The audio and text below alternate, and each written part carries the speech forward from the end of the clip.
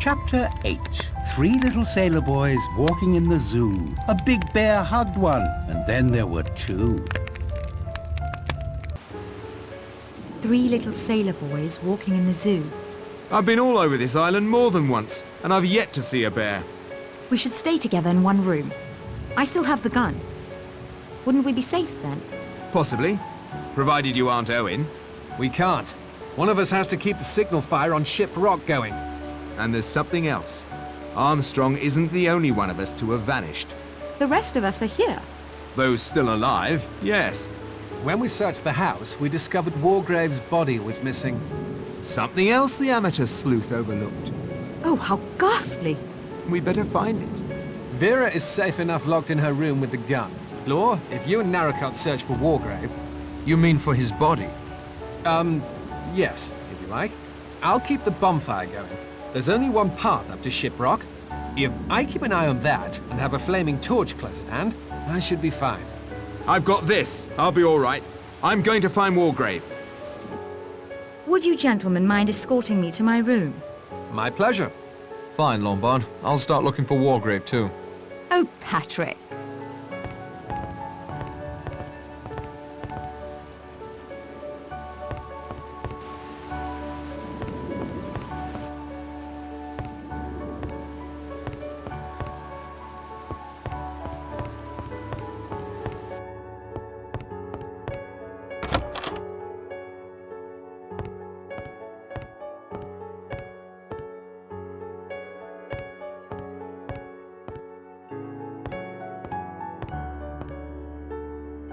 Dead as Hamlet's dad, but not shot, and the body is still warm.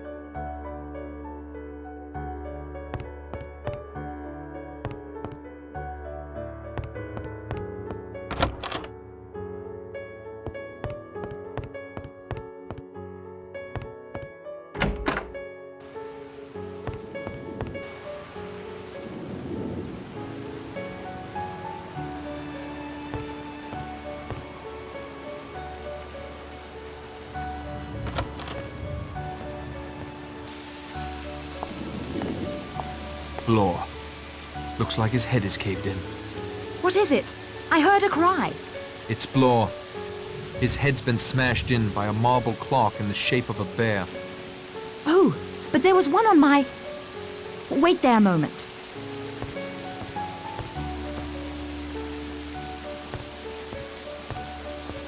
It was on my mantle. When Philip escorted me to my room, it must have been already gone. One of you. Philip. Or you. Wait!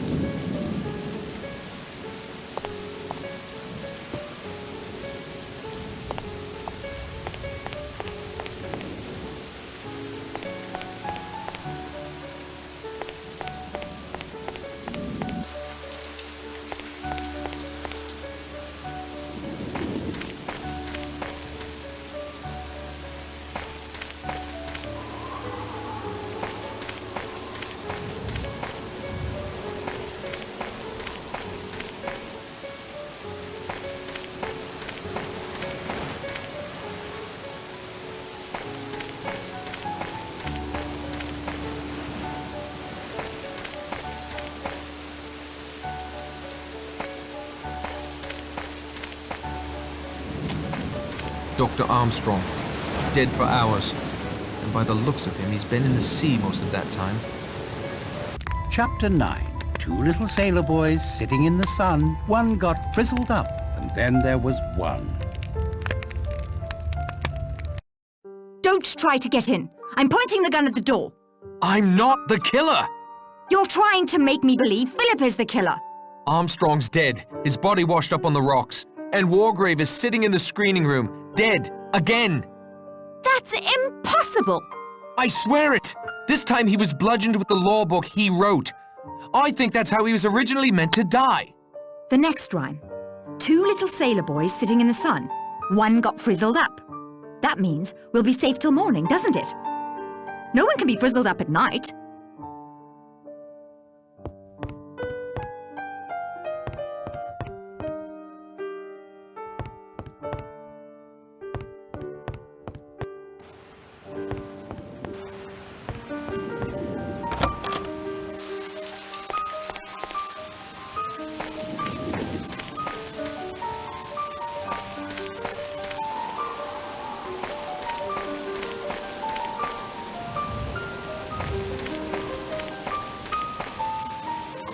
That cliff is surely the highest point on the island.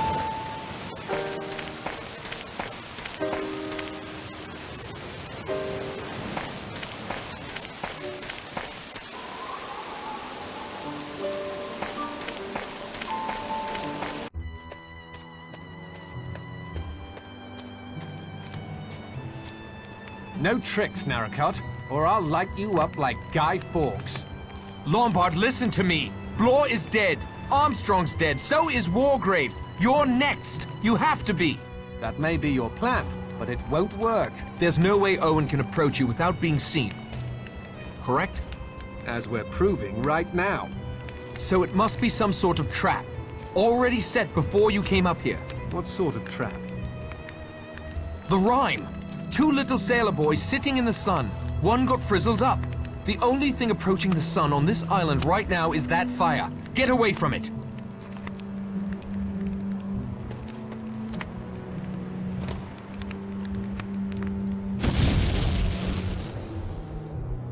I like a good explosion as much as the next fella, but not when I'm the target. I owe you an apology, Narracott, and my thanks for saving my life. Believe me, I wasn't sure.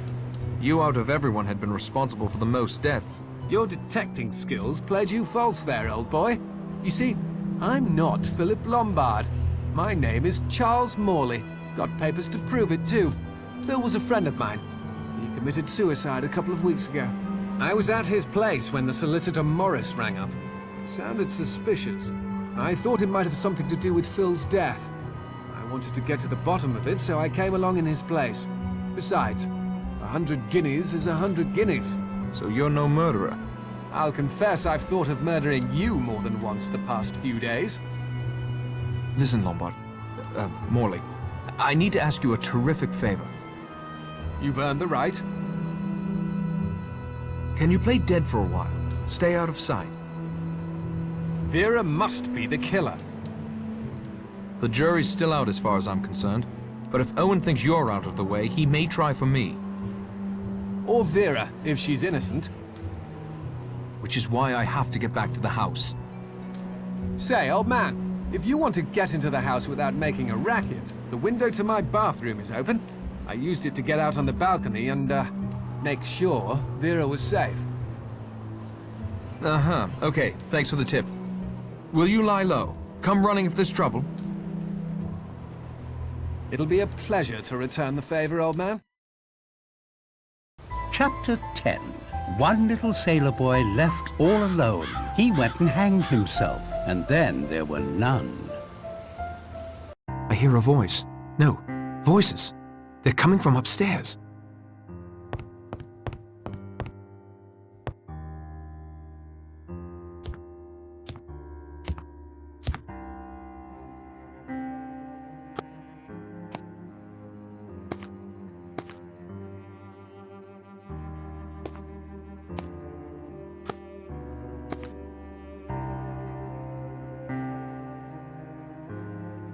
But I don't understand. How can you be here? How could you get into my room so easily? I've always had a duplicate set of keys, Miss Claythorne, as a former and actually the current owner of this house. You own this house? I have for several years. I saw to it that Emily Brent died 2 weeks ago. I took her place for the weekend. My finest performance, I think. Worthy of the Oscar the Academy always refused me. But the bee stings. Hurt like hell and did nothing for my complexion, but Emily Brent was allergic, not me. It's my apiary after all. Who are you? My name is Gabrielle Steele. You've seen my posters in the screening room. The actress.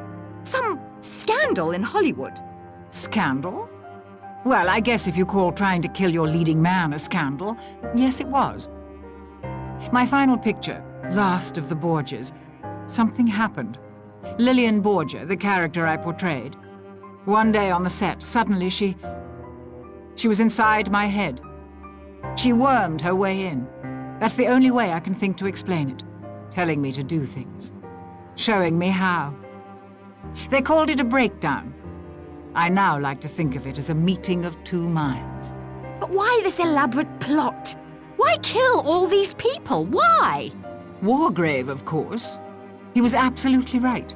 He was the central character in our little drama. The Edward Seaton trial? Yes, Edward Seaton. My love. My life. We met some years ago when I first came to London to star in a play in the West End. Then, after the incident in Hollywood, I came back to England to rest. They wanted me to rest. Edward and I fell in love. I cannot describe to you the depth of our love. You wouldn't understand. I've seen how you flirted with Lombard and Narracott, playing them off against one another. Did I? I was frightened and confused. I suppose that's as good an explanation as any. I was never confused. Edward was an innocent man railroaded by that venomous old judge simply to prove a point. That it was his courtroom, his law. 3 days Edward suffered. He couldn't bear the shame or what it would do to me. He killed himself for me. I wanted Wargrave to suffer those 3 days, watching as death approached, powerless to prevent it. But why the rest of us? I met Miss Brent at a resort soon after I arrived in England. Hateful old hag. I think I caught her qualities quite nicely. I heard how she had punished Beatrice Taylor for her so-called sin. Drove her to take her own life, just as Wargrave had driven Edward to suicide. I wanted to extend Wargrave's torture for 3 excruciating days. What better way than to make him watch others die? Crimes committed under his very nose. Deaths he was helpless to prevent. How his ego must have been scraped raw. You researched? Found us all? Others who had apparently escaped justice, like Miss Brent, with the help of my attorney, Archibald Morris. How could he agree to help with such a mad plan? Mad? Madmen kill for no reason, no sense of justice at all. I only killed those who deserved to die. And Morris was a perfect little lawyer, asking no questions as long as the money was good. He'd been responsible for a few miscarriages of justice on his own, so killing him was not a serious moral dilemma. Then the stage was set. We arrived on my island, and the play began. The trickiest part was goading Armstrong into getting so drunk he wouldn't notice the imperceptible pulse that remained after I took the curare. A few bee stings, and then a liberal application of Bellman's universal embrocation to complete the effect. It causes a nasty rash. He saw what he expected to see, a severe allergic reaction that can only result in death. You killed the judge twice. Hardly. The first time was some fool scheme he cooked up on his own with Armstrong, so he could pretend to be dead and catch Mr. Owen. I admit stealing Miss Brent's grey yarn and fashioning a wig from it was a nice touch. I was so angry. I couldn't think who had done it or why. I thought braining him with his own law book would be enough to fit the Chancery rhyme. If you shoot me, you'll be arrested. Patrick will catch you. I'll deal with Mr. Narracott presently. Then I'll take poison. This ring I wear is a prop from the Borgia movie. Came in very handy this weekend. First for Marston, then Ethel, then my own curare. And now, here we are. Once I'm dead, you can hang yourself and complete the rhyme. And if I refuse to hang myself? My dear, what do you think will happen to you if you're the only person found alive on an island with 10 dead bodies? If you don't hang yourself, the law most certainly will. Patrick!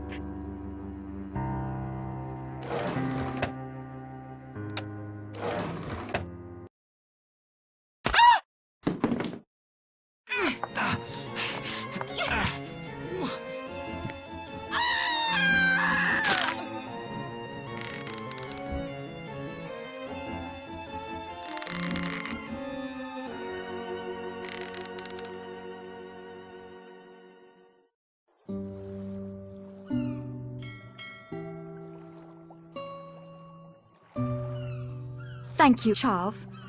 That's right. If you ever need a break from Narracott, Charles Morley is in the London Directory.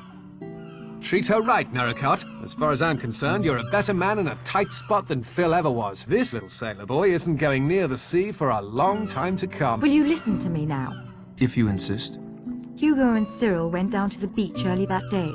By the time I arrived, Cyril was out too far. It was too late to reach him. Hugo claimed he had been distracted helping a passerby with directions. I knew how it would look. I thought I loved him. So I told the coroner's inquest that it was I who had been on the beach. Later, when I was cleared, Hugo was jubilant, yet his feelings for me seemed to have vanished. I realized I had served my purpose. How would it have looked if the boy who stood between him and a fortune died while in his charge? He didn't think he'd done anything wrong. That was the most frightening part. Cyril wanted to swim out to the rocks.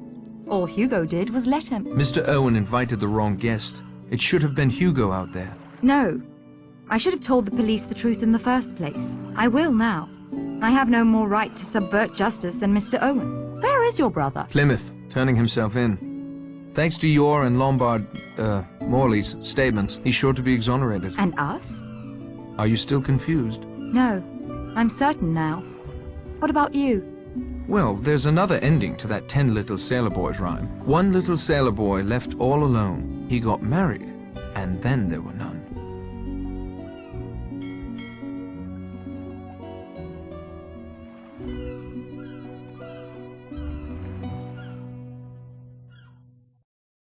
Silence, please.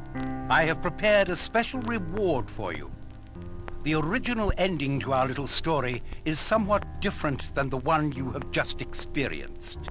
If you can complete a final puzzle, childishly simple really, you will be able to learn the original solution to "And Then There Were None," as Dame Agatha Christie first wrote it.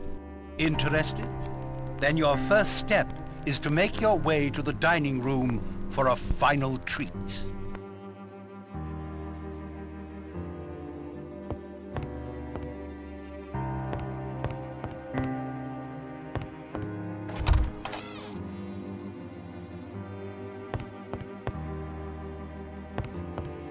The last little sailor boy.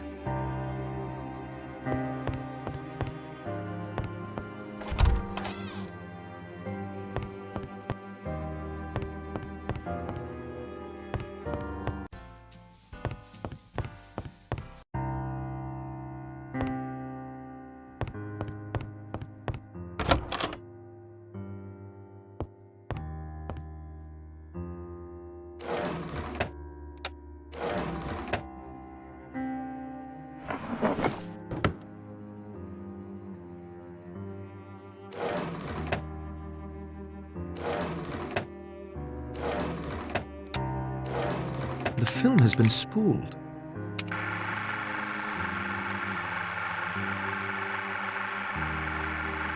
I wonder what that was all about.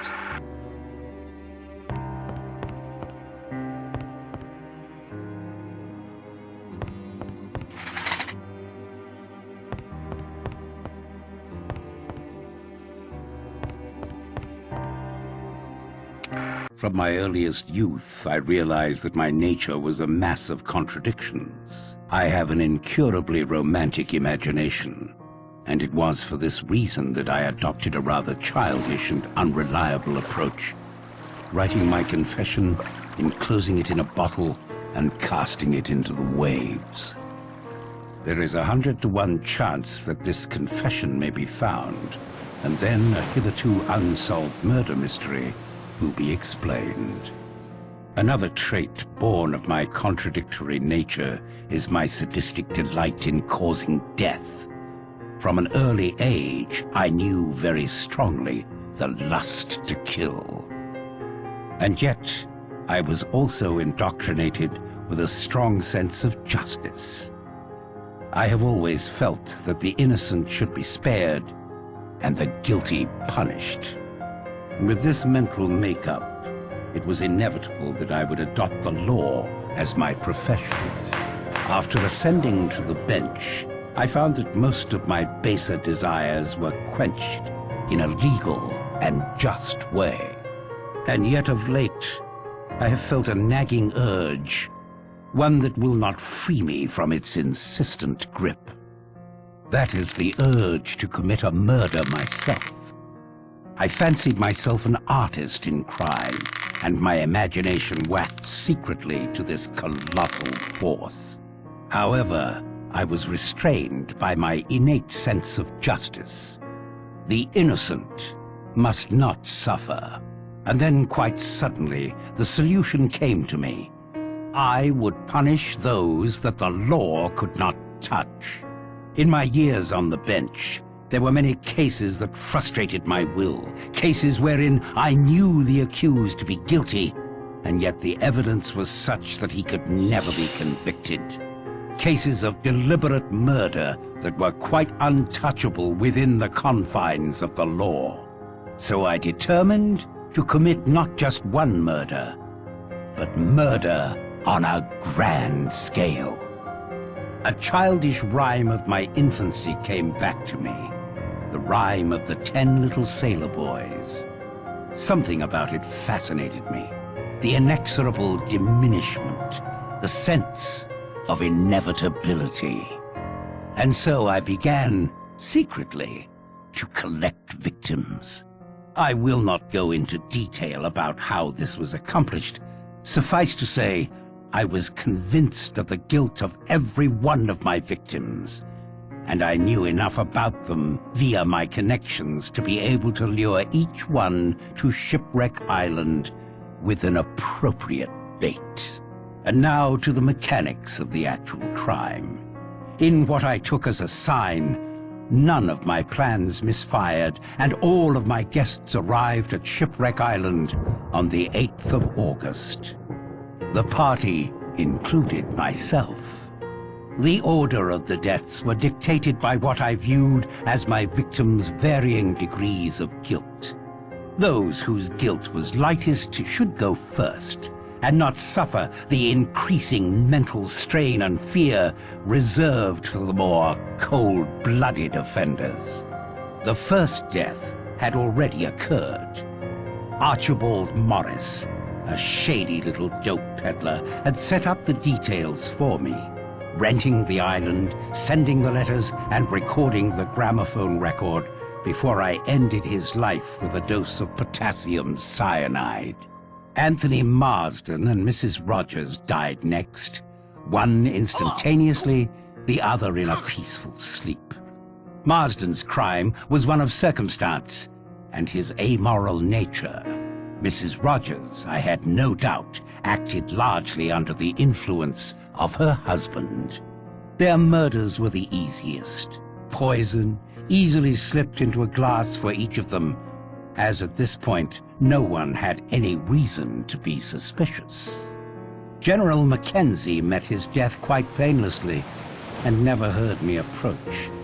I am convinced that he was dead long before he ever came to Shipwreck Island. At this point, I found it necessary to recruit an ally. Dr. Armstrong seemed the most suited to this task, as it was inconceivable to him that a man of my standing could be a murderer. He was taken in with no resistance. I killed Rogers on the morning of the 10th. He too did not hear me approach. During the chaos arising from finding his body, I slipped into Lombard's room and abstracted his revolver. At breakfast, I slipped my last dose of poison into Miss Brent's coffee. It was enough to render her unconscious, and I returned a short time later to inject a strong dose of cyanide into her. It was just after this that I intimated to Armstrong that we must carry our plan into effect, that I must appear to be the next victim. This would, perhaps, rattle the murderer, and at any rate would allow me to move about the house and spy on whom I wished. A gunshot and some red mud on the forehead was all it took. After all, it was only Armstrong who examined me closely. After returning the revolver to Lombard's room, I had a rendezvous set up with Armstrong on the edge of a cliff. He was still quite unsuspicious, although he ought to have been warned by the nursery rhyme, "A red herring swallowed one." Once at the cliff, I uttered an exclamation. Leaned over the cliff. Wasn't that the mouth of a cave? He leaned right over. A swift push sent him quickly into the heaving sea below. He took the red herring, all right. And now came the moment I had anticipated. 3 people who were so frightened of each other that anything might happen. And one of them had a revolver. I watched them from the windows of the house. When Blore came up alone, I had the big marble clock poised ready. Exit, Blore. From my window, I saw Vera shoot Lombard. I always thought she was a match for him and more. I then immediately set the stage in her bedroom. It was an interesting experiment. Would the knowledge of her own guilt, the hypnotic suggestion of her surroundings, and the nervous tension of having just shot a man be enough to coerce her into taking her own life?